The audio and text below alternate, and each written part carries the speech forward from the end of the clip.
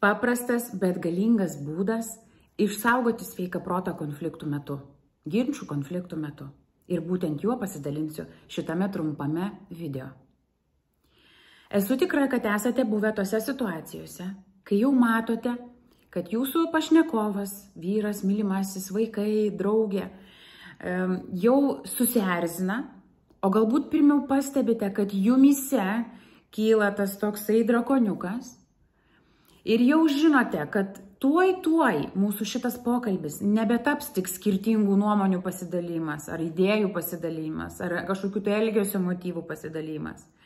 Kad konkrečiai išsiskiria tuo, ką mes dalinamės kartu ir tas susierzinimas tuoj peraugs į konfliktą, kuris dėsi žemyn, išsijungs visiškai racionalumas, išsijungs sveikas protas, galbūt net pereis į prasivardžiavimą arba durų trankimą.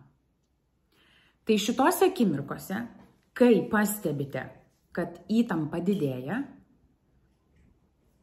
truputį atsitraukite, galbūt įkvėpkite, nebūtinai tai daryti labai garsiai, bet tiesiog rasti savo centrą ir sakyti: žinai, aš nebūtinai sutinku su tuo, ko daliniesi. Ir galbūt šią akimirką net nepilnai suprantu, ką tu turi omenyje.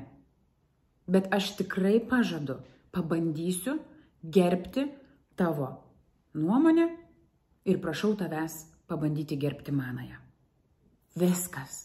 Tik tiek. Ką jūs darote šituo pasakymu? Ne tik pasakymu, ir truputį atsitraukimu ir išsicentravimu. Visa šitų dalykų mes ką darom, tai yra mes priimame tai, kad gali skirtis dviejų žmonių nuomonės, idėjos ir perspektyvos.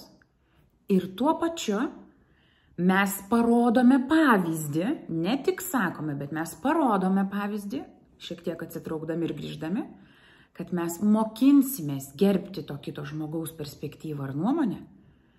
Ir tuo pačiu parodome, kad mes esame tarpusavio gerbimo advokatai, nes mes prašome to atgal.